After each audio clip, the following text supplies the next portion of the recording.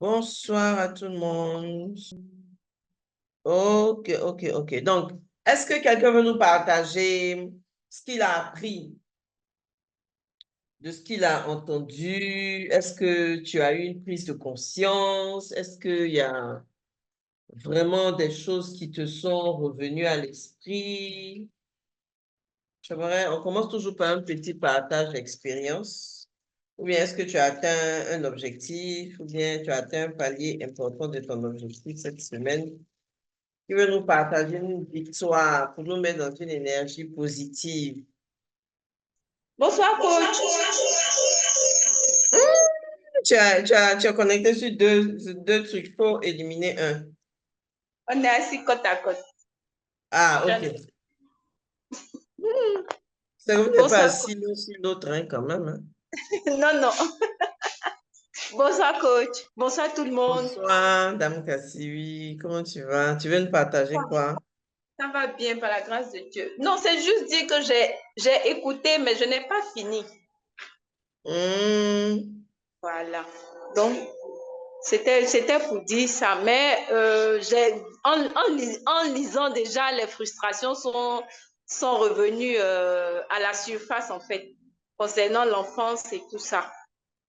Donc, une c'est frustration ce que je liée à voulais l'argent. parler. Oui, à l'argent. Dis-nous Surtout un avec peu. l'exemple que vous avez donné, les parents qui, comme on appelle, on s'est senti frustrés parce qu'on ne pouvait pas avoir certains habits. Bon, ce n'est pas les habits, mais c'était certaines commodités, en fait. Tout à fait. Ok, c'est Voilà. bon. Voilà. Merci, coach. T'en prie. Qui d'autre? Hello. Attends, je réactive ton son. Evelyne. Allô, oui. Oui. Bonjour, coach. Bonsoir. Bonjour tout le monde. En fait, Tu as bon, vraiment bien fait l'exercice, bravo. j'étais inspirée C'est parce très que, studieux, ça j'aime beaucoup. surtout Mhm, par rapport aux frustrations, mhm, parce que j'ai été marquée aussi dans l'enfance par rapport à ça. mhm, Donc, nous, ça a un peu divisé la famille. On s'est mhm, retrouvés dispersés un peu partout. Donc, mhm. ça m'a fait remonter. Mais bon, ça m'a aussi aidé à élaguer un peu, à reprendre le dessus et puis à prendre des décisions quoi, par rapport à ça. C'est ça. Mhm. Mais est-ce que tu as l'impression que ces frustrations-là ont impacté d'une manière ou d'une autre la façon dont tu vois l'argent ou tu gères l'argent aujourd'hui? Non, bon, ça a impacté dans ce sens que euh, je ne souhaiterais pas que la même chose se reproduise. Mhm, Donc, ok, c'est pour ça que je tiens vraiment à maîtriser mes finances pour ne pas me retrouver dans cette situation. ok, d'accord, Donc, voilà un peu en quoi ça a impacté. d'accord, d'accord, Mhm, merci beaucoup. mhm. Ok, merci. Qui d'autre voulait? Marie-Pascale. Oui, Marie-Pascale, elle veut parler à chaque fois. D'accord, merci Evelyne. Je ne sais pas si on m'entend bien maintenant. C'est mieux. Voilà. Alors, en ce qui me concerne, j'ai beaucoup appris. J'ai beaucoup appris surtout le rituel de se dire, est-ce que on a des frustrations par rapport à l'argent, de dire merci, de demander aussi pardon. Il y a ça qui m'a marqué. Et puis, il y a aussi, coach a dit que comment est-ce que tu vois l'argent? Et puis, il y a une phrase qui m'a marquée. Je ne sais pas si je l'ai noté. Est-ce que tu vois l'argent comme une bénédiction, tu vois l'argent comme un outil et que tu ne peux pas, coach, tu vas peut-être m'aider, euh, c'est respecter l'argent permet de bien le gérer. Je ne sais pas si j'ai bien noté. Oui, Voilà, ok. aimer son argent, voilà, aimer son argent, bien ranger ses billets, que ce soit bien propre, que ce soit bien dressé, etc. Et ça m'a fait un déclic parce que ce n'est pas de l'adoration en tant que telle, mais c'est de respecter. C'est de respecter l'argent. C'est un peu comme quand peut-être que ta maman a souffert, par exemple, pour avoir l'argent, pour te donner, par exemple, l'argent de poche. C'est un exemple que je veux juste donner pour essayer de se mettre dans ce cadre-là. On se dit, bon, elle ne travaille pas, elle a peut-être grouillé pour avoir un contrat comme ça. Et puis sur l'argent qu'elle a eu, mais elle te remet 5 000 francs, par exemple, pour ton argent de poche. Et puis tu réalises l'importance de ces 5 000-là. Tu as vu comment maman a travaillé pour te donner ces 5 000. Donc c'est un peu cette forme de respect. Parce que si tu ne considères pas l'argent, ben, l'argent ne va pas rester aussi dans tes mains. Ça, vraiment, ça m'a marqué. Donc, il y a eu l'étape de la gratitude, de demander pardon. C'est des choses sur lesquelles on passe, mais en réalité, bon, ça a aussi sa place, je pense. Et puis, dans le deuxième module, qui était beaucoup plus en profondeur, où on a parlé des 12 lois fondamentales de la gestion financière. Donc, moi, je pense que... C'est le truc. Non, c'est encore frais. Comme j'ai fait ça cet après-midi, je pense. Ah, ok, d'accord. C'est encore frais dans la tête. Donc, j'avais déjà commencé où tu as dit il fallait soit, si on veut améliorer ses finances, il faut réduire les dépenses, réduire les dettes, et puis je pense que faire un bon budget. Voilà, donc ça, c'était une étape sur laquelle j'étais. Mais on attend ce soir d'être édifié parce que l'argent, vraiment, il y a beaucoup de choses qu'on a en esprit. Donc déjà, merci coach pour ce départ-là. Quand moi je disais oui, c'était pour dire que j'avais écouté les vidéos. Oh, Et d'accord, ok, ok. D'accord. Et qu'est-ce que tu as retenu? moi, enfin, quelque chose qui m'a marqué, c'est que il faut encore convaincre les gens que c'est une bonne chose d'avoir de l'argent. Méthode. Donc, il Mhm. faut aussi pas encore convaincre les gens parce que, bon, pour moi, c'est un peu une évidence, quoi. Tu fais tout avec l'argent dans ce monde. Tu dois manger, tu as besoin d'argent. Tu dois te bouger, tu as besoin d'argent. Tu veux éduquer tes enfants, tu as besoin d'argent. Donc, c'est un peu difficile pour moi de comprendre comment on peut avoir, disons, une mauvaise perception de l'argent dans ce sens-là. On va en parler. Mm. Ça arrive d'avoir une mauvaise perception. Très souvent, ça peut partir de la religion, où on se dit l'argent est la racine de tous les maux. Si tu aimes trop l'argent, tu vas pas aimer Dieu. Tu vas faire passer Dieu après l'argent. Tu ne peux pas aimer Dieu et l'argent. Donc, je pense que ça tisse à source de ça. Alors, donc, bonsoir. Comme je le disais, ce soir, on va parler d'argent. Money, money, time is money, money, money, vraiment. Moi, j'aime beaucoup parler d'argent parce que, comme Ariel l'a dit, hein, il n'y a pas de raison qu'on ne puisse pas chérir son argent. Je vais plus parler de chérir son argent. Aimer son argent parce qu'on fait justement tout avec l'argent. Donc, aujourd'hui, on va parler de on va dire trois états. Trois états qui vont nous permettre de pouvoir évaluer la façon dont nous gérons l'argent, la perception que nous avons de l'argent. Le premier état, c'est mon état d'esprit par rapport à l'argent. État d'esprit, ça renvoie justement à mes pensées relatives à l'argent. Vous savez que tout commence par la pensée, tout commence par l'esprit. Donc, ma pensée va créer une émotion qui va créer un résultat. Donc, état d'esprit, c'est plus lié à la pensée. État émotionnel, c'est lié aux émotions parce que la pensée va créer une émotion. Et l'état physique, c'est lié au résultat. Donc, ça, c'est un cycle que vous allez vivre en permanence dans tout ce que vous faites au quotidien. Ce n'est pas forcément lié à l'argent.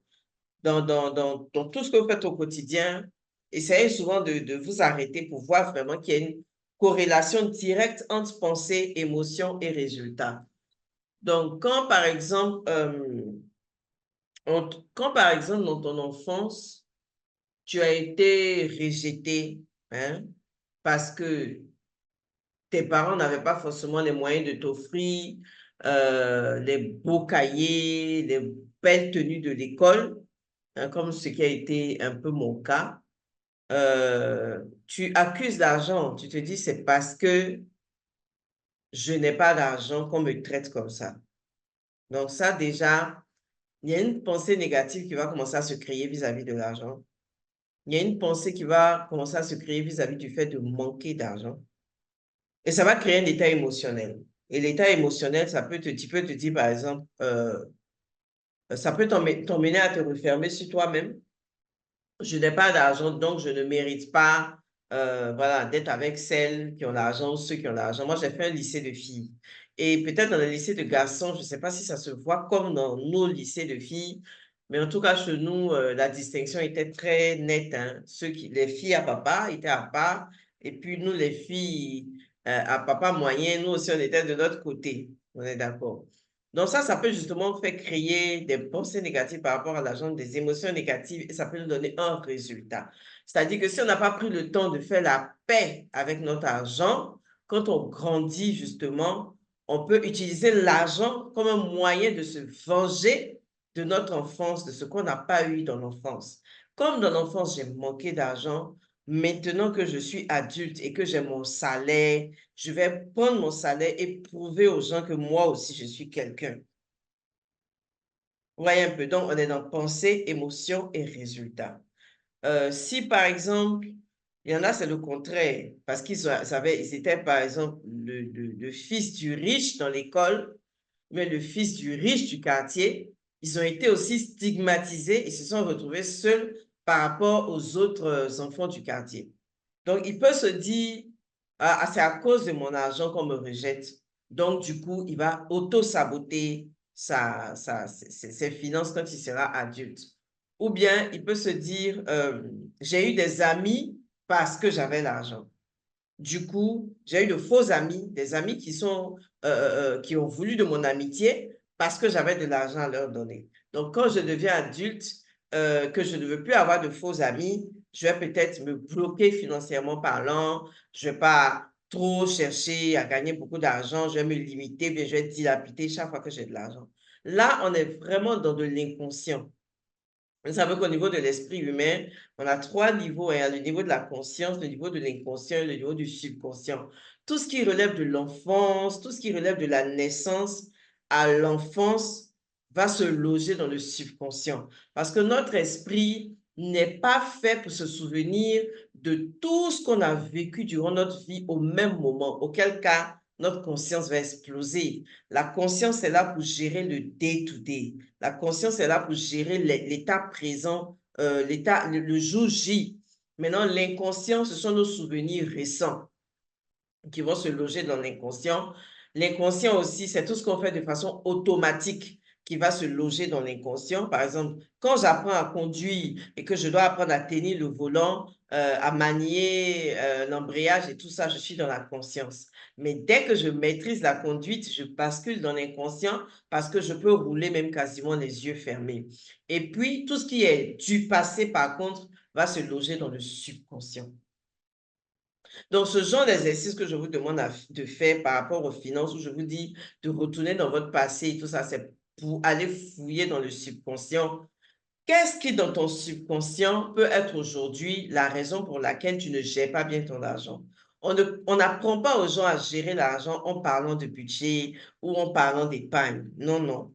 Moi, en tout cas, ce n'est pas ma méthode. Moi, je fais d'abord un nettoyage émotionnel par rapport à l'argent, un changement d'état d'esprit avant d'arriver au physique, à comment on gère l'argent. Donc, l'état d'esprit, c'est comment je vois mon argent. Est-ce que je vois mon argent comme un démon ou est-ce que je vois mon argent comme une bénédiction? Est-ce que je vois mon argent comme un ami ou un ennemi? Est-ce que je vois mon argent comme un outil ou je vois mon argent comme mon esclave sur lequel je dois maintenant montrer que j'ai du pouvoir?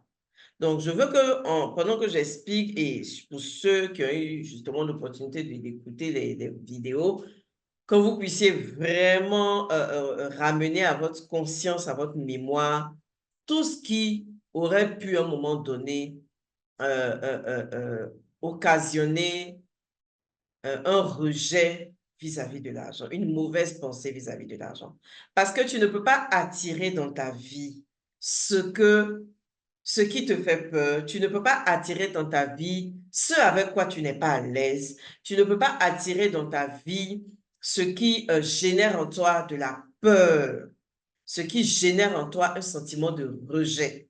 Il y en a, dès qu'on commence à parler d'argent, ils préfèrent quitter là. Il y en a, dès qu'on commence à parler d'argent, qui vont se dire, on ne peut jamais avoir de l'argent honnêtement. Si on veut vraiment avoir de l'argent, c'est qu'on est, on est brouteur ou on fait quelque chose d'illégal. Il y en a qui haïssent, qui vont même jusqu'à haïr les riches, hein, les personnes qui sont nantis financièrement, hein, les critiquer et tout ça, parce que justement, on voit la richesse comme étant quelque chose de mauvais. Je pense qu'aujourd'hui, si vous êtes dans ce programme, c'est pour corriger toutes ces choses-là. Il faut apprendre à voir l'argent autrement. Qu'est-ce que je ressens quand on parle ou quand je vois l'argent? Qu'est-ce que je ressens émotionnellement parlant? Est-ce que quelqu'un peut me dire dans le chat là ce qu'il ressent quand on évoque l'argent, quand on parle d'argent, mais quand il voit l'argent? Quelle est l'émotion aujourd'hui que toi tu associes à l'argent? Donc, dites-moi dans le chat, quelles émotions vous associez aujourd'hui à l'argent? Émotion joie, émotion tristesse, émotion peur.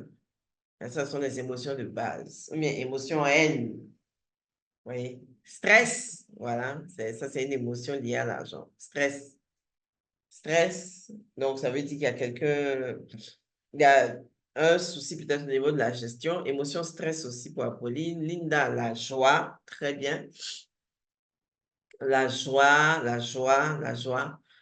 Stress et peur, voilà. Excitement, challenge, voilà. Donc, vous voyez que vous n'êtes pas du tout dans la même énergie face à l'argent.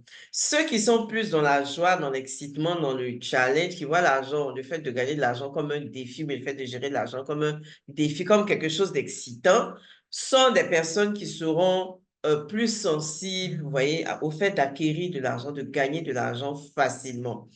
Par contre, ceux qui associent stress et peur à l'argent, ça peut créer justement des blocages par rapport à l'enrichissement. Donc, la façon dont je vais souvent vaciller entre ces trois niveaux-là. Hein. Donc, l'état d'esprit par rapport à l'argent, la paix, très bien.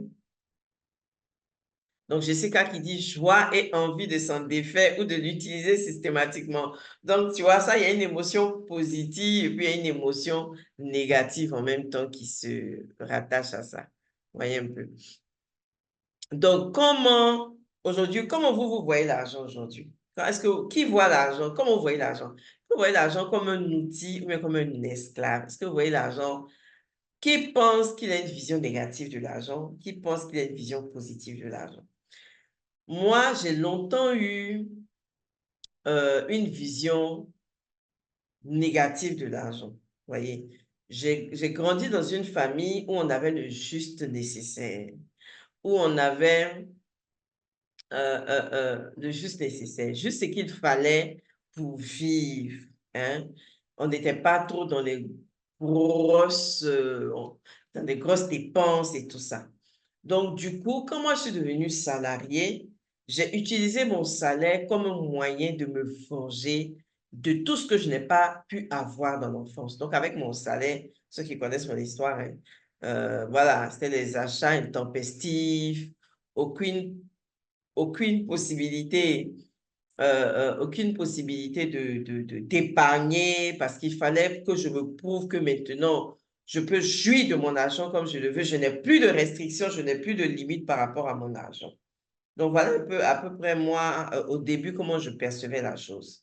Et cette perception-là a changé, surtout quand je suis devenue entrepreneur et que j'ai compris que l'argent n'était pas forcément quelque chose de mauvais, c'est plutôt la gestion qu'on a au quotidien qui est mauvaise. Sinon, l'argent lui-même, là, hein, voici moi j'ai 2000 ici. L'argent lui-même, c'est quoi? C'est juste une feuille de papier à laquelle on accorde une certaine valeur. On est d'accord? C'est juste un moyen d'échange. Il faut souvent ramener l'argent à son état initial. C'est juste un moyen d'échange. Je vais acheter quelque chose qui vaut 2000, je donne le billet, on me donne la valeur. Donc, gagner de l'argent, c'est échanger de la valeur. Hein? Moi, je gagne aujourd'hui de l'argent dans le coaching parce que j'échange de la valeur. Vous voyez un peu. Je vous donne quelque chose et vous me remettez de l'argent.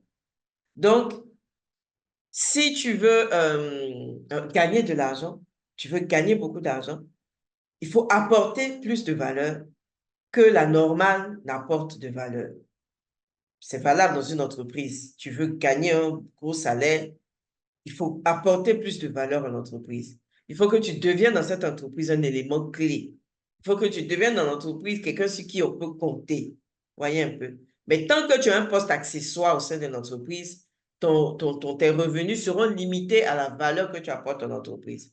Si tu es entrepreneur, tu dois pouvoir comprendre que plus tu apportes de la valeur aux gens, plus tu changes la vie des gens, plus tu impactes les gens, plus ils vont te donner de l'argent en retour. Vous voyez un peu. Donc, c'est ça un peu l'état d'esprit qu'il faut avoir par rapport à l'argent. C'est juste un moyen d'échange. C'est juste une opportunité pour moi d'apporter de la valeur et d'en gagner dans la vie. Au niveau émotionnel, je dois pouvoir me sentir à l'aise de gagner des millions. Je dois pouvoir me sentir à l'aise de gagner et de garder. Hein? Donc, dans la gestion physique, dans l'état physique maintenant, il y a le fait de gagner et de garder. Hein? Je dois être à l'aise de gagner et je dois être à l'aise de garder et je dois être à l'aise de donner dans la mesure de mes possibilités. Donc, il y a un équilibre à trouver entre ces différents états. Quand je vais créer une nouvelle page.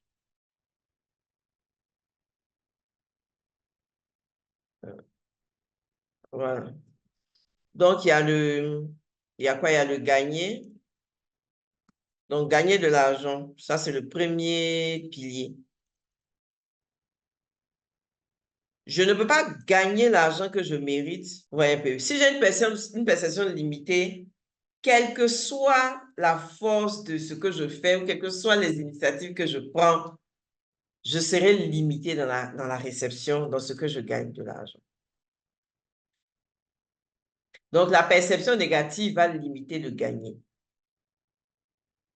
La perception négative va limiter le garder. Garder, c'est épargner. Hein? Donc, je gagne, je garde. Et puis, on a le donner. Donner, c'est donner une part de ce qu'on a gagné. Ça aussi, ça fait partie des lois de la réussite financière. Donc, ça peut donner pour aider les gens. Voilà. La perception négative de l'argent peut avoir une influence sur mon donner. Ça peut m'emmener à donner et m'oublier. Vous voyez un peu. Il y en a qui donnent à l'excès. Il y en a qui donnent et qui s'oublient. Parce que justement, ces personnes-là se disent qu'elles ne méritent pas de gagner de l'argent, qu'elles ne méritent pas de garder de l'argent. Donc, quand je me dis que je ne mérite pas de gagner, je ne mérite pas de garder, je vais donner aux autres, mais donner dans le sens de dépenser aussi. Donner dans le sens de dépenser, de gaspiller. Donc, donner dans le sens de faire sortir. Oui, il y a deux façons de donner. Et tout ça, la perception négative ou positive de l'argent va influencer ces états-là. De gagner, de garder, de donner. Voilà, donc, Jessica connaît. Donc, le donner sans équilibre, le donner où on s'oublie, on appelle ça souvent le syndrome de la mère Teresa. Vous connaissez mère Teresa, hein? Donc c'est d'elle que vient ce surnom-là. Le syndrome de la mère Teresa. Il y en a qui ont une perception négative de l'argent au point d'épargner aussi à l'excès et qui vont garder, qui vont accumuler parce qu'ils ont peur de ne plus en avoir demain. Ça aussi, c'est une mauvaise façon de gérer. Donc, ceux qui vont épargner à l'excès. Donc, ce qui veut dire qu'en matière d'argent, il faut trouver le bon équilibre. Et ça, c'est dans tous les domaines de la vie, il faut trouver le bon équilibre. Le bon équilibre, le gagner aussi, il y en a qui peuvent gagner pour s'enrichir illicitement. Hein, donc, illicitement, enrichissement illicite. Hein, ça aussi, ce n'est pas recommandé, hein, parce qu'on se dit, je dois avoir de l'argent à tout prix. On monte, on descend, même si je dois vendre mon âme, je dois gagner de l'argent. Ça, c'est un gagner négatif, parce que tu perds quelque chose en faisant ce genre de choses-là. Hein. Enrichissement illicite, on va toujours te demander de faire un sacrifice, mais on va te demander de vendre quelque chose. En tout cas, il y a toujours un échange bizarre derrière. Donc, vous voyez un peu comment la perception que nous avons de l'argent peut influencer tous ces états. Alors que quand j'ai une bonne perception de l'argent, je gagne ce qu'il faut, hein, ce qu'il me faut pour vivre, pour subvenir à mes besoins. Oui, exactement, Jessica. Lorsque quelqu'un te doit et que tu culpabilises au moment de réclamer ton propre argent, ça veut dire qu'il y a la tendance à abandonner les créances aux autres. C'est une mauvaise perception de l'argent. C'est une mauvaise perception de l'argent, justement. C'est comme si tu n'oses pas réclamer ce qui te revient de droit. Donc, tu es dans le gagner négatif. Et ça tue beaucoup d'entrepreneurs. Ne pas oser réclamer l'argent qui t'est dû. C'est dans le gagner négatif. Hein. Dans le gagner positif, tu réclames ce qui... Dans le gagner positif, même, tu limites les dettes, tu limites les crédits. Oui, un peu, parce que les crédits tuent des business, malheureusement. Et puis, il y a l'état physique. L'état physique, c'est comment je gère mon argent au quotidien. Ça, c'est état physique. Donc, c'est là que Marie-Pascale parlait de plier les billets de banque, la façon dont tu ranges tes billets dans ton porte-monnaie. Moi, je ne plie jamais l'argent. Je plie jamais. C'est toujours bien, truc comme ça. C'est toujours bien rangé. Parce que ça aussi, ça a une influence au niveau de ta gestion. Tu ne peux pas manquer de respect à l'argent et penser qu'il va venir chez toi en abondance. Ce n'est pas possible. Manquer de respect, ce n'est pas prendre le temps de faire ses comptes. C'est ne pas prendre le temps de gérer l'argent comme un vrai comptable. Parce que, en fait, tout ce que tu gagnes aujourd'hui comme argent, là, comme moyen financier, comme ressources financières, là, c'est juste un prêt. Moi, je considère ça comme un prêt que Dieu te fait. Parce que Dieu t'a envoyé sur la terre, donc il te donne des ressources pour gérer ta vie sur la terre. Donc, que tu le veuilles ou pas, un jour, tu vas devoir rendre compte. Tu es venu sur la terre sans argent. Quelqu'un t'a donné l'argent. Quelqu'un a fait en sorte que tu puisses avoir l'argent. Quelqu'un t'a donné les talents, les compétences pour que tu aies l'argent. Je me dis que quelque part, tu as des comptes à rendre. Tu dois pouvoir avoir pour l'argent un respect. Ce n'est pas de l'adoration, ce n'est pas un amour malsain, mais un respect pour ce qu'il t'apporte. Aujourd'hui, tu n'as pas d'argent pour te soigner, tu meurs. Aujourd'hui, tu n'as pas un parent qui peut te prêter de l'argent quand tu n'as pas d'argent pour te soigner. Tu meurs avant ton heure. Ça veut dire que quoi qu'on dise, l'argent, c'est quelque chose. Ton enfant est intelligent, il a Abidjan ici. Tu sais que si tu as les moyens d'envoyer ton argent en Europe, il peut devenir quelqu'un. L'argent, c'est quelque chose. Ce n'est pas quelque chose à banaliser, ce n'est pas quelque chose à minimiser. Parce qu'en tant qu'être humain, on a décidé que l'argent serait pour nous un moyen d'échange.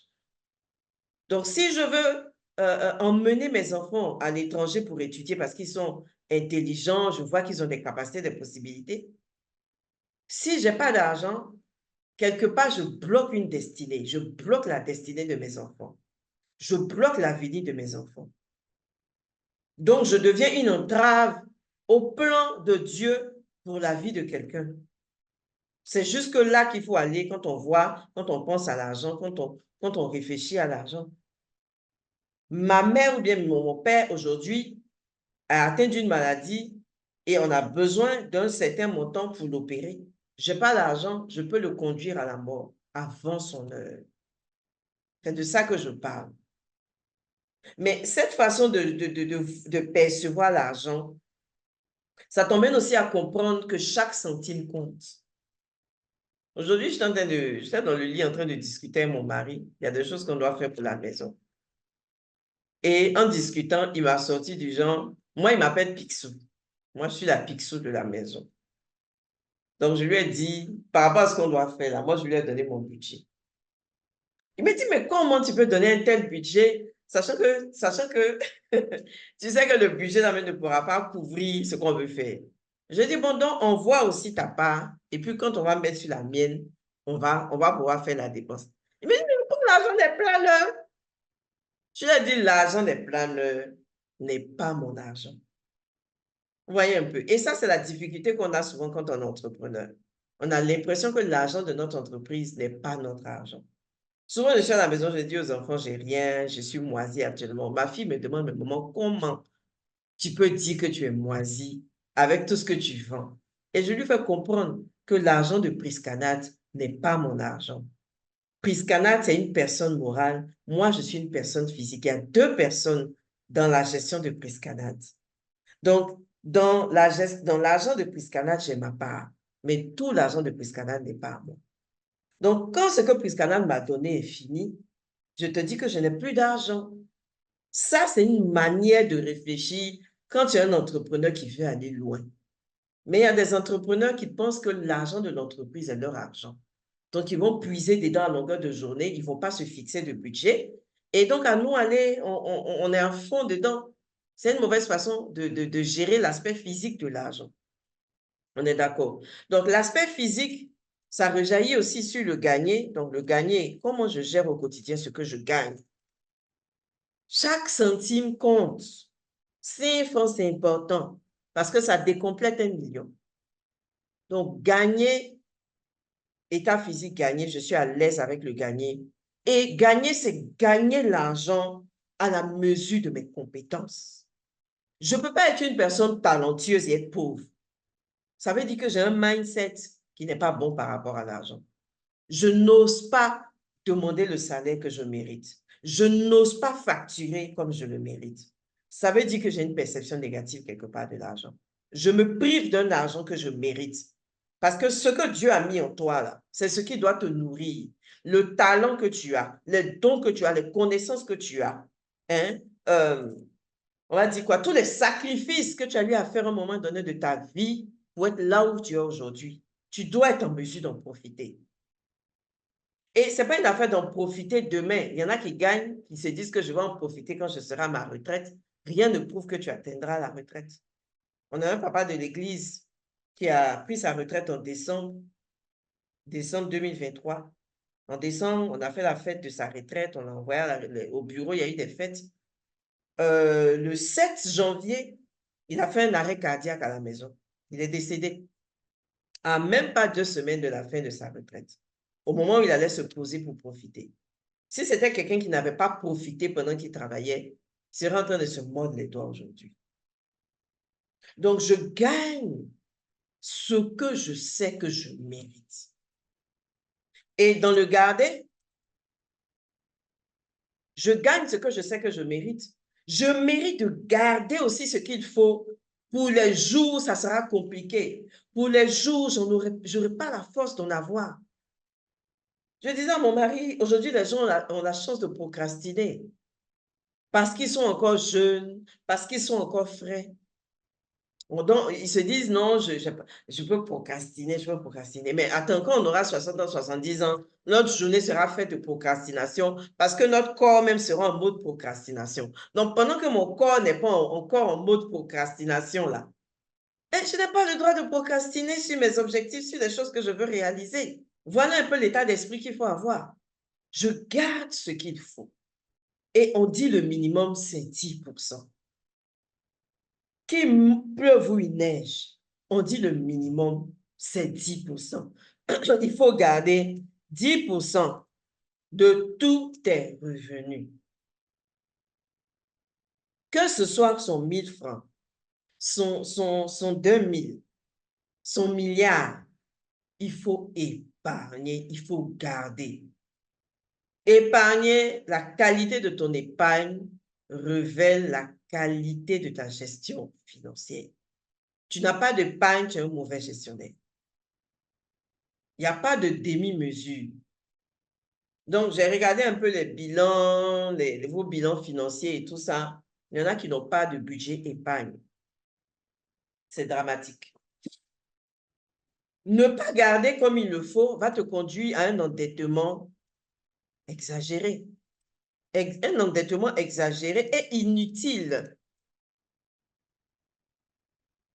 Parce que même pour manger, tu vas aller prendre des prêts. Ou tu vas passer tout ton temps dans ton découvert.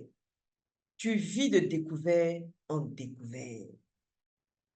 C'est dangereux. La mauvaise façon aussi de garder va t'emmener à faire de mauvais investissements. Mauvais investissements. Ah, j'ai l'argent. Ah, Yango marche aujourd'hui. Je me plonge dans Yango sans m'informer sur comment ça marche.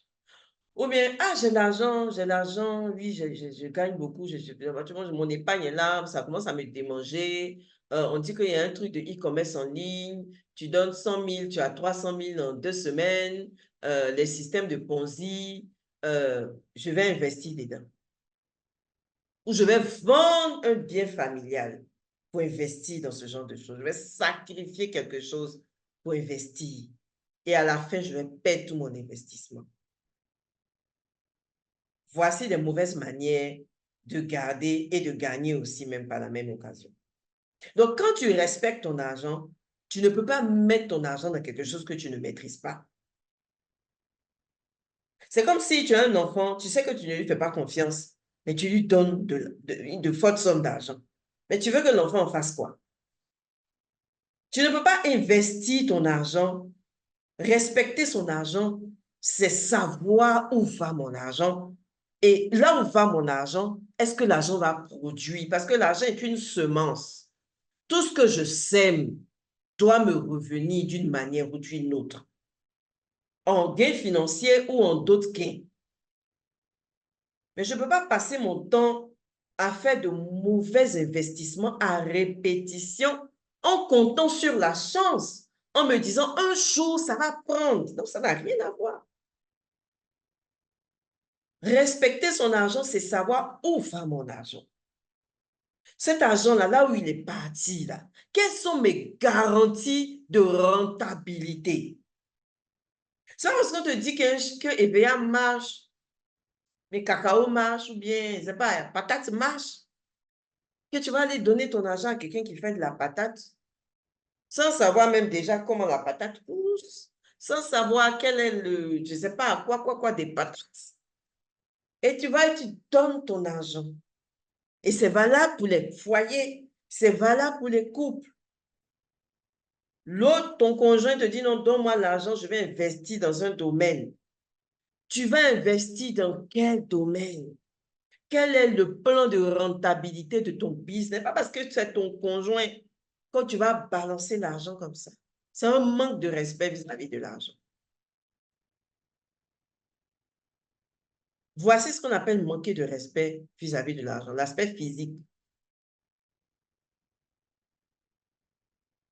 Parce que c'est mon conjoint, je ne compte pas.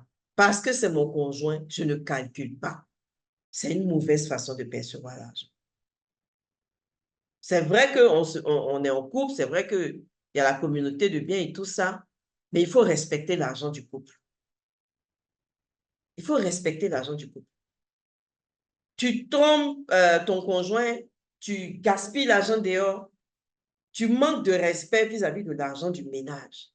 Parce qu'à partir du moment où vous êtes en couple et que vous avez des enfants, ton argent n'est plus ton argent à toi, c'est l'argent du foyer. Tu ne peux pas te permettre de gérer l'argent du foyer comme tu le veux. Tu ne peux pas te permettre de prêter l'argent du foyer aux gens sans même consulter ton conjoint, sans même consulter les autres.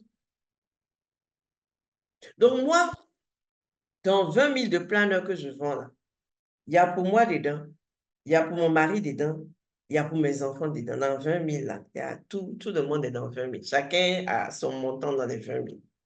Donc, je ne peux pas jouer mon business. Ce n'est pas possible. De toute façon, on se comprend. État physique, donner aussi à l'excès. On revient sur de donner à l'excès. Voilà, donner à l'excès. Je ne sais pas si tu te dis qu'en donnant, tu vas avoir accès au paradis. Ben, ça, c'est une façon de percevoir les choses. Mais je sais aussi que Dieu ne va pas te demander de faire quelque chose qui te détruit. Il ne va pas te demander de faire quelque chose qui va te détruire. Donc, quand tu dois donner, quelle que soit la qualité de ton bon cœur, ne donne pas quelque chose qui sera préjudiciable pour toi demain. De donner, aider les autres, ce n'est pas forcément dans le montant, c'est dans le geste. Ce n'est pas forcément dans le montant, c'est dans le geste. Et la meilleure manière de donner à quelqu'un, c'est de lui apprendre à pêcher au lieu de lui donner de l'argent en permanence. Vous allez voir les riches qui sont autour de nous, là, ils ne prêtent pas l'argent comme ça aux gens parce qu'ils respectent le peu qu'ils sont. Mais nous, on n'a pas beaucoup. C'est nous, on est chaud pour donner aux gens matin, midi, soir. On est d'accord. On dit cotisation dans la famille, qu'on te taxe, que tu ne peux pas donner le montant, tu dis que tu ne peux pas donner. Et ça, c'est ma mère, elle est experte en ça. Quand on nous envoie les montants des funérailles, là, elle dit, mais pourquoi je dois donner ce montant? Quand moi, j'ai perdu tel parent, tu as donné ça. Donc, il met 2 000 en plus et puis il te donne. Voyez un peu, il faut avoir du respect. Et le respect, je reviens encore au garder. Respecter, c'est savoir chaque jour où va mon argent. Donc, garder, bien garder, c'est savoir où va mon argent chaque jour. Où va mon argent chaque jour? Moi, je fais mes comptes tous les soirs. Là même, j'étais au bureau. Celui qui a livré les planeurs m'a fait un dépôt. Il m'a envoyé les reçus de ce qui a été livré et tout ça. On a presque fini de vendre tous nos planeurs. Hein. Là, il ne me reste même que 100 planeurs adultes. J'ai presque fini. Mais on a presque fini quoi? Cette année, on a vendu combien de planeurs? Près de 3 000, hein? 3 000 planeurs. Je ne peux pas me dire, on a vendu 3 000 planeurs, donc je m'en fous des mougou qui restent là. Mais non. Quand il a envoyé, j'ai pris chaque papier. J'ai compté, j'ai calculé le montant de chaque papier. J'ai calculé le montant que le livreur devait récupérer. Et figurez-vous qu'il me devait 18 000 d'écart. Je n'avais pas pris le temps de faire mon point. Ah, il serait parti à mes 18 000. 18 000, c'est quelque chose. Je dis, ah, mon ami, tu t'es trompé. On a refait le calcul. Il m'a renvoyé mes 18 000. C'est ça qu'on appelle savoir où va mon argent. C'est ça qu'on appelle gérer son argent avec sérieux. Et quand Dieu lui-même il voit que tu respectes le peu qu'il te donne, que tu considères le peu qu'il te donne, mais il faut que tu prends la chose au sérieux. C'est comme nous les parents. Tu vois qu'il y a un enfant qui est studieux. Un enfant, on ne court pas derrière lui pour qu'il étudie. Quand il revient de l'école, il se lave, il bosse. Bon, entre lui et l'enfant sur lequel tu pries beaucoup là, attends, naturellement, ton cœur va s'attacher à celui qui te cause le moins de soucis. Voilà. Donc, vous êtes là, vous donnez des migraines à Dieu. Dieu vous donne l'argent et puis, bah, vous vous en foutez après. Et après, Dieu doit faire les calculs maintenant pour rattraper. Il doit créer des opportunités alors qu'il vous a déjà donné l'argent dont vous avez besoin. Il ne faut pas abuser de la gentillesse de Dieu parce que l'argent, ça peut finir un jour. Non, les cotisations des familles, je n'ai pas dit de ne pas donner. Je dis il faut donner le juste nécessaire. Je n'ai pas dit de ne pas donner. Il faut donner le juste nécessaire. On donne toujours. Oui, on donne toujours. Par exemple, nous, on a, c'est ce que j'entends dire avec la vieille, on a eu un funérail il n'y a pas longtemps et les gens ont fait des répartitions. Ils ont estimé que maman et moi et ma soeur et notre groupe, on doit donner 50 000. Donc, on a demandé à maman, ils n'ont qu'à justifier le montant, la taxe de 50 000. Ils disaient, ah non, c'est parce qu'on a fait les répartitions de budget, tout. Maman dit, non, nous, on a 30 000. On a donné 30 000. Ils ont pris les 30 000. On nous a ramené même 17 000, mais parce que finalement, on a eu trop de financement pour le funérail. Donc, vous voyez un peu.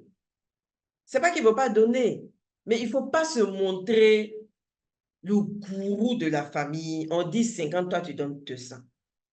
On dit 100, toi, tu multiplies.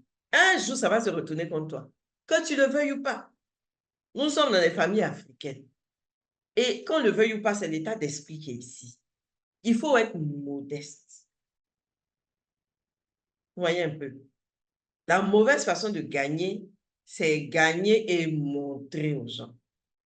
Prouver qu'on est calé. Les gens te regardent. Vous voyez un peu. Nous, le couteau de l'église a 2 chemises. Le couteau, c'est-à-dire que l'homme, quand il s'assoit à l'église et puis il n'y a rien à côté de lui, là, il a 2 chemises. Depuis, je le connais, il a 2 chemises qui font parler à l'église. Oui, Jessica, il faut être modeste.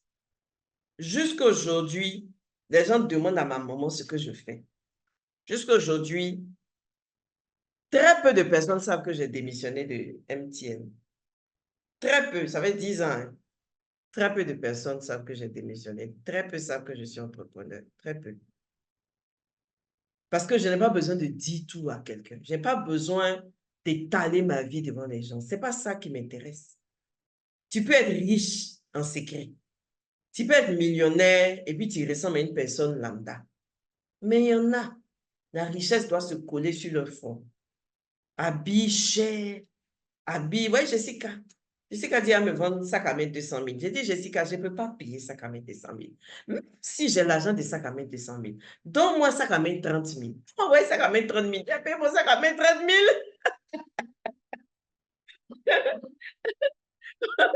Ou bien, pourquoi je vais aller mettre 500 000 dans un sac à main? Non, mais dites-moi, pourquoi je vais aller mettre 200 000 dans une robe que je vais porter une fois avec nos kilos qui vacillent ici, là. À un moment donné, ça ne va plus me rentrer. Mais pourquoi, mais? Pourquoi? C'est manquer de respect. C'est-à-dire que moi, je paye un sac à main de 500 000 quand j'ai 10 millions par mois. Il n'y a pas de souci. Mais vous, là, vous aimez sac à main. Vous aimez chaussures. À l'église, c'est vous, mais c'est vous, on doit voir partout. Toujours mignon, mignon. Je sais que j'ai beau parler, il y en a qui vont pas changer. Donc, vous voyez un peu. Et c'est grave. Le m'as-tu vu? Le fait de vouloir se faire voir. C'est une mauvaise façon de gagner l'argent. Une mauvaise façon. Par exemple, il y a une qui me disait que elle, sa meilleure amie s'est mariée et elle a voulu vraiment... Bon, elle, c'est quelqu'un de nature mais qui aime se montrer. Et ce jour-là, vraiment pour le mariage de sa meilleure amie, elle a mis 400 000 dans le mariage de sa meilleure amie. Elle a payé perruque 150 000, sans compter son maquillage, sans compter sa tenue, son yango à aller-retour. 400 000. Et les 400 000, elle est allée les prendre dans l'argent de scolarité que son mari lui avait donné pour les enfants. On peut faire ça. Robe de mariée, la faut louer. Oui, ma robe de mariée qui est là-bas, il y a 14 ans. Je ne sais même pas comment je vais me débarrasser de cette robe même. Et si c'était à refaire, j'aurais pas. J'aurais loué une robe, point final. Vous voyez, mariage, anniversaire, baptême, c'est des choses, oui, non, c'est des choses qu'il faut limiter. Nathalie, on se fait plaisir. On se fait plaisir à la mesure de ses moyens. Les robes de mariée et tout ça là.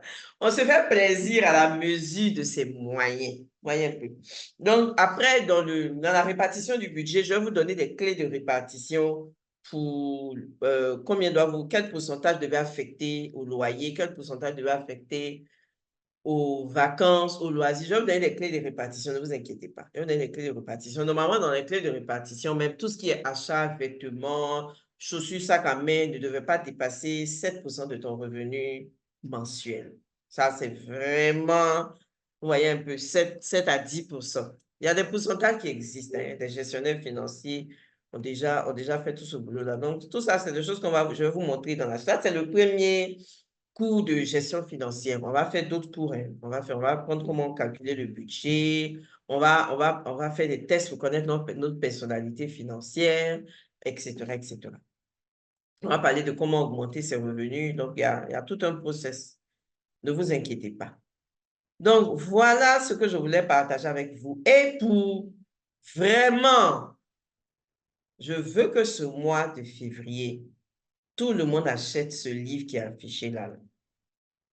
Les secrets d'un esprit millionnaire de T. Harv Eker. Bon, attends, il est resté comme ça. Voyez un peu. Ça, c'est le livre du mois qu'on va lire. C'est le livre qui va nous accompagner. Oh, j'avoue que il y a longtemps que j'ai payé ce livre-là. Je n'ai pas une idée des prix ont évolué. Ça ne doit pas être cher. Hein. Attends, je vois Librairie Vie épanouie. Eh bien, Librairie pour la même vie d'impact. C'est pas cher. Tout le monde doit payer ce livre-là. Et avant chaque session sur les finances, on va partager ce qu'on a appris dans le livre. C'est un puissant livre sur la mentalité d'abondance, la mentalité de richesse, les secrets d'un esprit millionnaire. Et ça a été un best-seller mondial. En tout cas, moi, ça a changé ma mentalité par rapport à l'argent. C'est le gars qui te dit que si tu veux gagner l'argent, il faut lutter pour gagner l'argent. Et lutter pour gagner l'argent, c'est pas quelque chose de mauvais. Parce que si tu veux être riche, tu dois travailler pour devenir riche. Tu dois faire de la richesse un objectif. Tu dois avoir ton montant de richesse que tu veux. Librairie, vie. La vie d'impact, il faut en combien? Quand même, hein, 14 900. 14 900. Je vous mets le lien. Voilà, librairie vie d'impact fait à 14 000. Mais essayez de voir aussi d'autres librairies. Hein. Ne payez pas ça directement. Quand vous devez acheter quelque chose, prenez au moins 5 devis. Hein. Donc ça, là, essayez de taper sur Facebook, vous allez voir qu'il y en a peut-être qui vendent ça moins cher. Donc, c'est le livre qui va nous servir de base pour vraiment discuter, travailler sur la mentalité d'abondance. La mentalité d'abondance.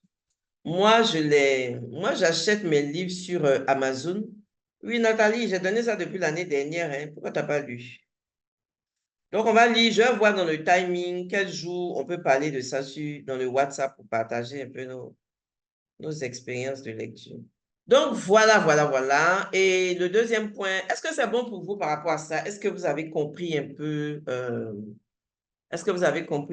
ce que j'ai voulu dire par rapport à l'état d'esprit? Je veux vraiment que vous puissiez creuser. Ceux qui n'ont pas écouté les vidéos, qui n'ont pas fait les exercices, je vous laisse la semaine prochaine pour le faire. Semaine prochaine même, on va plus, à l'occasion de la Saint-Valentin, basculer un peu sur love et tout ça. Mais vous devez finir les premiers modules de finance.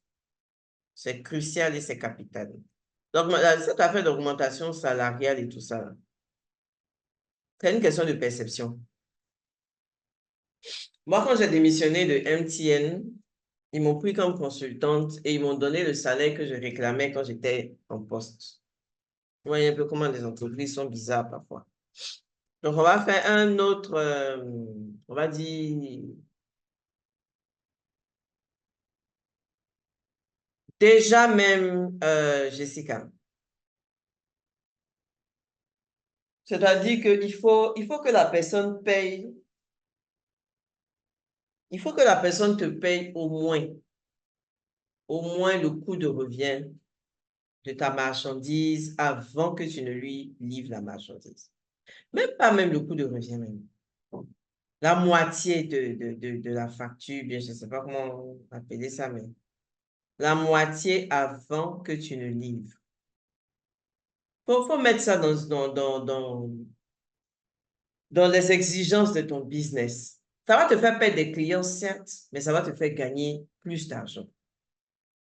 C'est la raison pour laquelle nous, en coaching,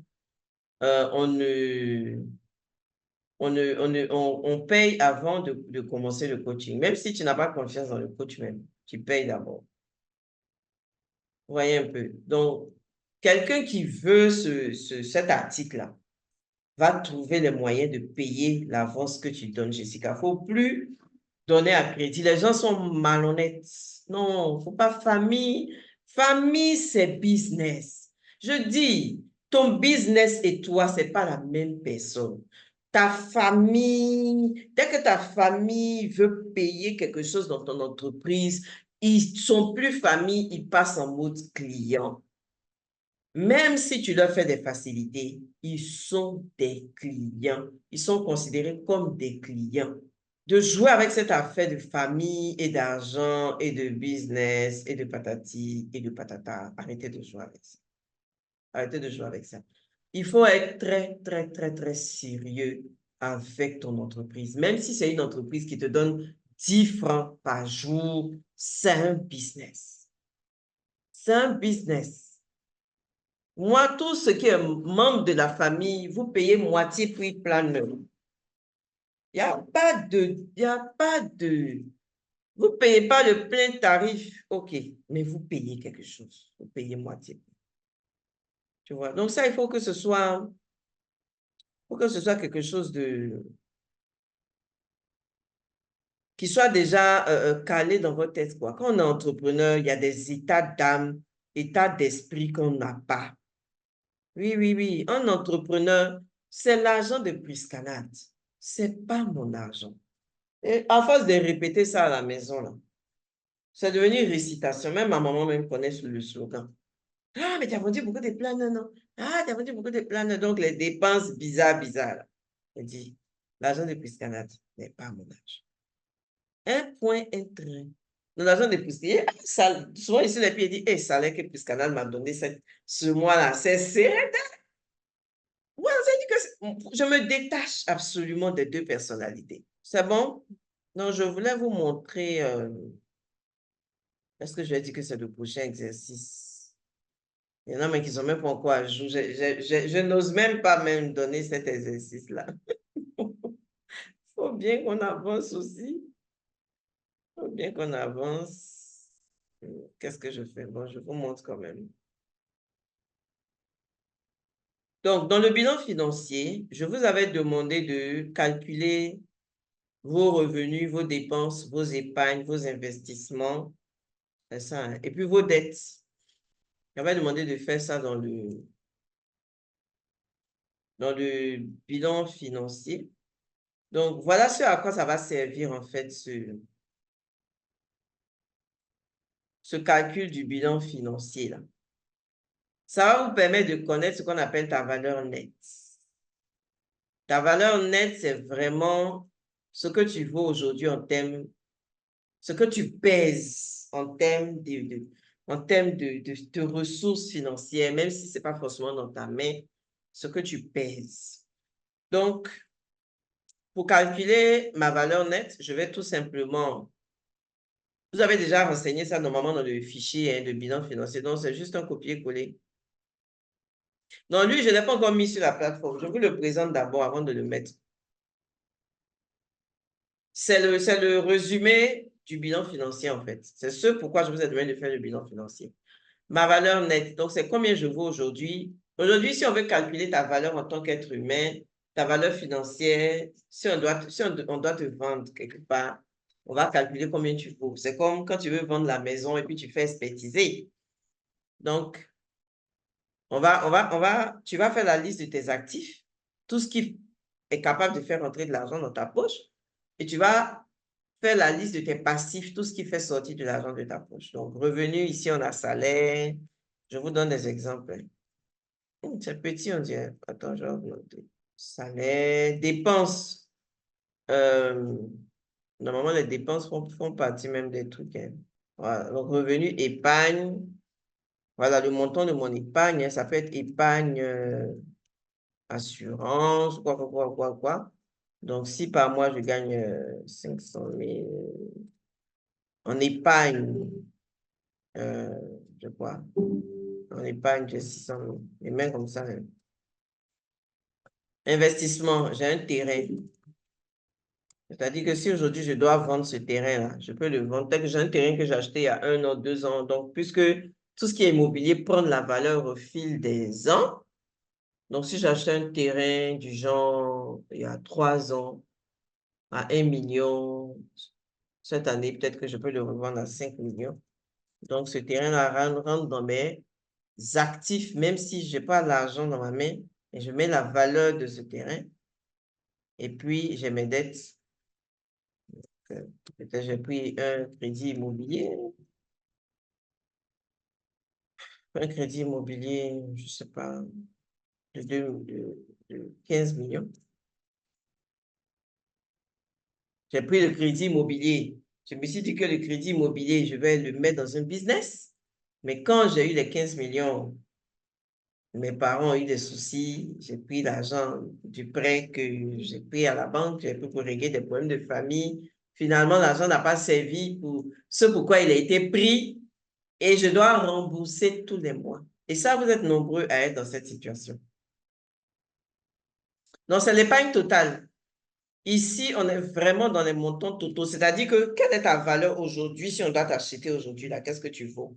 Donc, c'est l'ensemble de tous tes actifs au jour J. Donc, puisque c'est un salaire mensuel et que chaque mois, il va, il revient. Donc, le salaire, on prend le mensuel. Mais l'épargne, on prend vraiment tout ce que tu as dans ton compte. Voilà, et tous les autres. Et si chaque mois, je gagne 500 000, chaque mois, je dépense 500 000, mais là, ce n'est pas grand-chose. D'accord. Donc, si aujourd'hui, au jour J, là, on doit me... Donc, du coup, attends, est-ce que ça a pris tout en compte? Non, non, non, non. C'est encore F6, F6. F6, oui. Donc, voilà, mon chiffre est négatif. Donc, vous voyez, le total des revenus fait 5 600 000. Donc, ma valeur nette est négative. Ma valeur nette est négative de 9 900 000. C'est-à-dire que j'ai un gap, un écart à combler. Donc, mon organisation financière aujourd'hui est déséquilibrée. Vous voyez un peu. Ça veut dire que je dois trouver une source de revenus qui me rapporte 9 900 000. Mais susceptible de me rapporter 9 900 000 pour certainement payer ma dette comme il se doit. C'est la dette ici qui pose problème. Vous voyez, c'est pourquoi on dit de faire attention avec tout ce qui est endettement.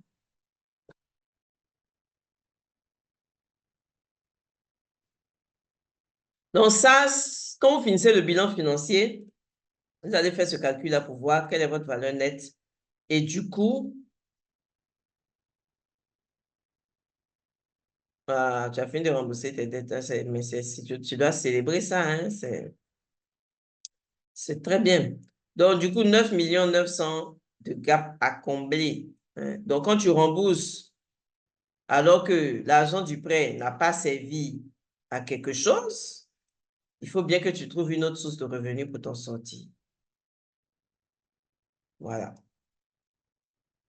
Donc là, tu vas devoir revenir à la case, augmenter tes revenus, à la case investissement, parce que là, même son épargne n'est pas suffisante pour gérer la dette. Chaque mois, elle dépense ce qu'elle gagne, donc c'est compliqué.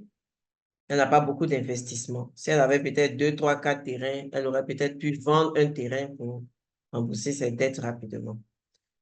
Donc, du coup, 9 900 000, comment tu fais pour gagner 9 900 000? Ça va nous emmener à augmenter ses revenus, savoir gérer ce qu'on a. Ça va nous ramener au prochain chapitre qu'on a.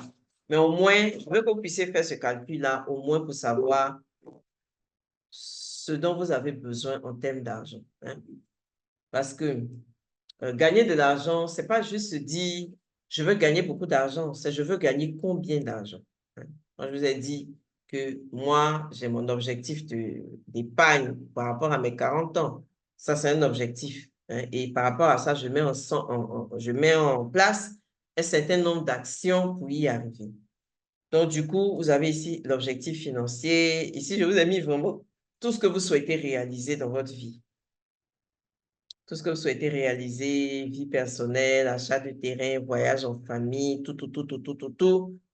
Vous mettez le domaine de vie, vous cliquez pour avoir tous les domaines.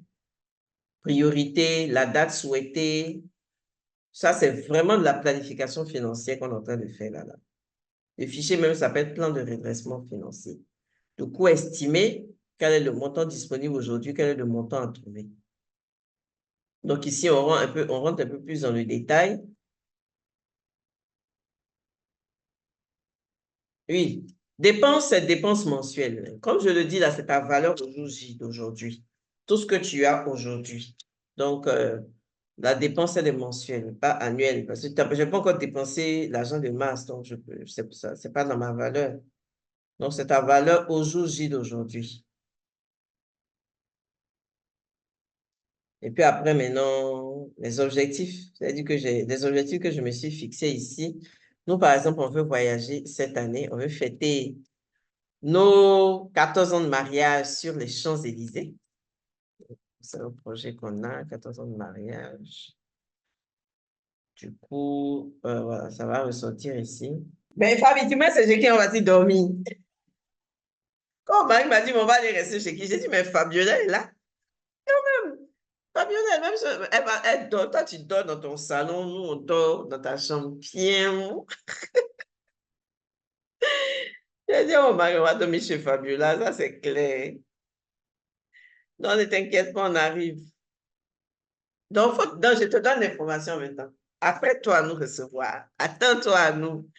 Donc, marital, priorité 1, parce qu'on n'a jamais voyagé depuis 14 ans ensemble en couple. Non, jamais voyagé à l'extérieur du pays. Donc, ça serait une belle expérience. Date, on a prévu ça pour juillet, août. Donc, coût estimé. Sincèrement, je n'ai pas encore calculé le coût, mais je me dis, on peut quand même. 2 millions, c'est beaucoup, hein? Attends, on réduit ça. 1,5 million. Le billet, mais je ne sais pas combien c'est actuellement. Voilà. Et puis le montant disponible. Voilà. Donc, c'est comme ça que vous calculez et vous faites ça pour tous vos grands projets, achat de maison, tout. Vous calculez tous les montants et ça va vous permettre de voir vraiment quel est votre gap financier aujourd'hui. Et en fonction de ce gap financier-là, on est capable de vous dire dans quel genre d'activité vous devez investir et tout. Donc, voilà ce que je voulais partager avec vous, les amis. Est-ce que vous avez des questions? Donc, ça, je vais mettre ça dans le... Je vais faire une petite vidéo. Non, j'ai déjà expliqué, mais... Bon, je vais voir si je fais une petite vidéo. Ah, tu aimes le tableau. C'est le récapitulatif. Donc, vous ne faites que copier-coller ce que vous avez mis dans le bilan financier. J'ai ma valeur nette. Ensuite, j'ai mes objectifs de vie. J'ai bien précisé objectifs de vie. Donc, tout ce que je veux réaliser dans ma vie personnelle, vie familiale, c'est ici que ça devait être comme ça. Vie familiale, si je veux envoyer mes enfants en Europe, c'est pas au moment où ils doivent partir en Europe, là, je vais calculer combien ça va me coûter. C'est aujourd'hui que je vais calculer combien un enfant me coûtera en Europe, sachant que ce qui va me coûter cette année en Europe, dans 10 ans, ça va doubler ou même tripler. Vous voyez, donc, actuellement, nos enfants sont tout jeunes. Moi, ma grande fille a 12 ans. Si elle doit partir, c'est peut-être à ses 19 ans, donc dans 7 ans. Dans 7 ans, la scolarité ne sera pas la même. Par contre, si dès maintenant, j'ai une idée de tout ce que ça va me coûter, je peux me préparer, je sais comment épargner, je sais où je dois commencer à serrer la ceinture pour atteindre cet objectif. C'est ça qu'on appelle la planification financière. J'apprends à faire les choses sur 5 ans, 10 ans d'avance. Comme ça, tout le monde est serré. Actuellement, on vend les planeurs, on vend les planeurs, on vend les planeurs. Vous voyez que tout le monde a commencé plus ou moins aujourd'hui à vendre des planeurs. Ça veut dire que le marché va commencer petit à petit à être saturé. Donc, la rentabilité que moi j'ai maintenant, c'est sûr que je n'aurai pas forcément le même niveau de rentabilité dans 5 ans, par exemple. Donc, tout ça, en fait, ça à prendre en compte. Vous voyez un peu. C'est ça qu'on appelle s'asseoir et puis planifier sa vie. Donc voilà les amis, semaine prochaine, on n'a pas de session thématique en tant que telle. Donc, à l'occasion de la Saint-Valentin, j'ai décidé d'inviter Coach Blanche Awa parce que c'est notre spécialiste des dépendances affectives. Elle a déjà fait une session de dépendance affective qui est sur la plateforme. Je vous invite à regarder cette session. Et puis, quand elle va venir, elle va plus faire des exercices pratiques pour se libérer de la dépendance affective. La dépendance affective, c'est...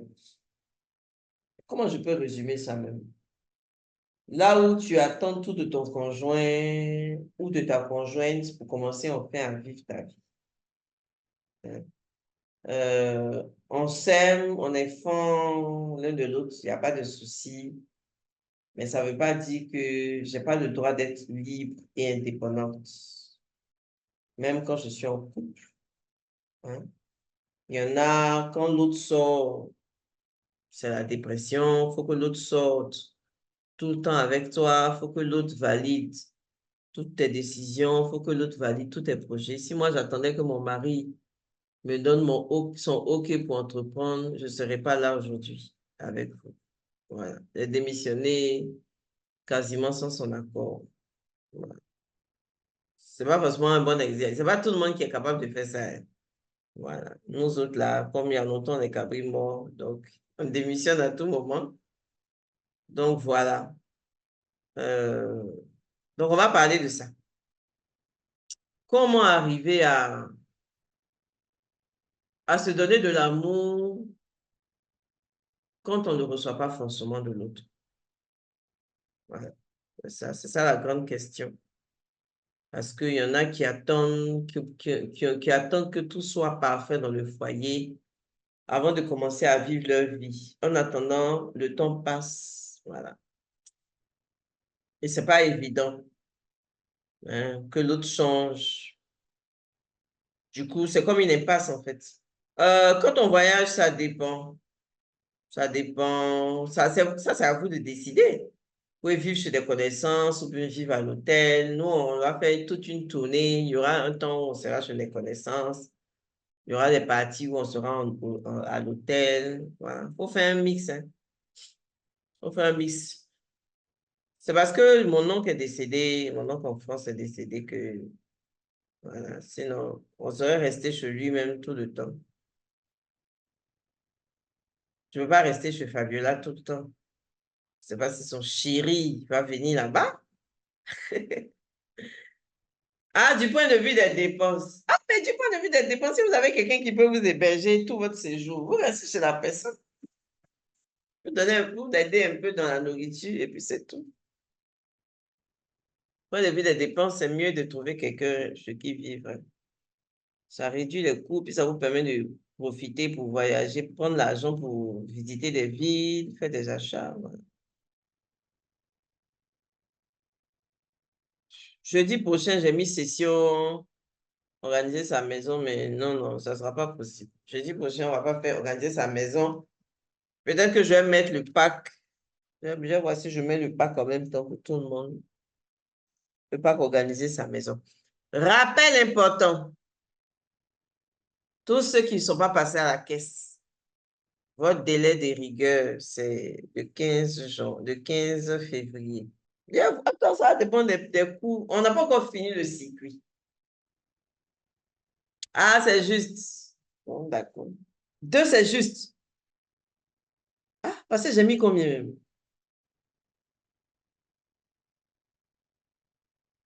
Ouais, mis 1,5 million, hein. C'est juste.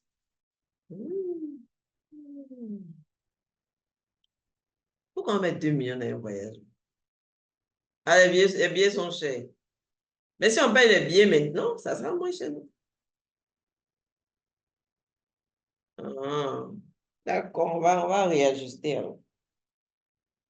On va réajuster, on ne va pas casser quand même la caisse. Hein. Moi, il y a mis 1,5 million.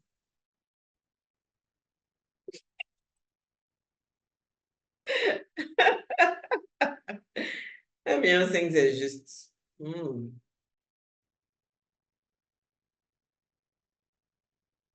Ah bon, hein? On va évaluer pour moi. On va évaluer. Si c'est cher en zone Maroc, ouais, final. C'est qu'on est obligé d'aller en France. Non, mais je n'ai pas l'intention de faire du shopping, hein, non. Non. Je vais me promener, voyager. Si ça devient trop cher, on s'en va au Maroc. Si c'est trop cher, même, on s'en va à San Pedro. Point. Voilà. C'est au Maroc. Il y a Maroc. Au Ghana aussi. Apparemment, il y a des trucs chics là-bas. Faut pas rire, Ritz. Je ne vais pas y laisser ma peau quand même. Oui, ça fait trop en même temps. Ça devient trop compliqué pour mes calculs. Ça fait trop. Là, même, là, les enfants sont en train de dire pourquoi on va sans eux. Là, on n'a même pas encore résolu le problème de pourquoi on va sans eux. Là, tu vois, c'est la guerre à la maison. Dis, Fabiola, tu as préparé tout. Non, on veut vraiment voyager. Ça, on veut vraiment voyager. Bon, Marie a dit qu'on va faire la France, Belgique et puis Italie. Je pense que l'argent, là même, ça va suffire vraiment, hein. C'est une tournée.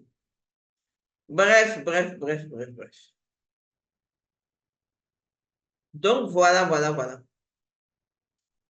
OK, donc s'il n'y a plus de questions, on va mettre fin à la session de ce soir, espérant que vous avez appris quelque chose. Donc, dites-moi dans le WhatsApp ce que chacun a retenu. Ah, merci Apollinette, tu vas prier pour moi. Merci. Donc, ils finissent de vendre tous mes planeurs là, et puis ils vendent mes packs maison organisés, et puis ça va aller.